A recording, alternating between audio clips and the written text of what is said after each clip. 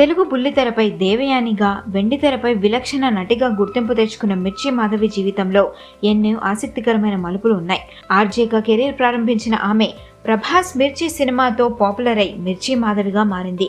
ఆ షూటింగ్ సమయంలో ప్రభాస్ తనని సరదాగా హీరోయిన్ కాకపోతే ఆంటీనేనా అని ఆట పట్టించిన స్వీట్ మెమరీస్ను ఆమె గుర్తు చేసుకుంటూ ఉంటారు.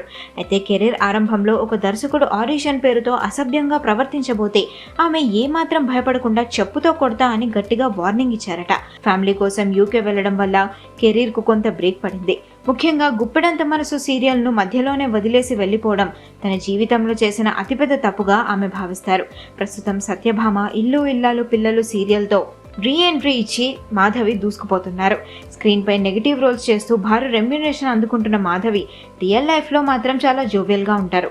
సోషల్ మీడియాలో యాక్టివ్గా ఉంటూ తన షూటింగ్ అప్డేట్స్ను ఫ్యాన్స్తో పంచుకుంటూ ఉంటారు.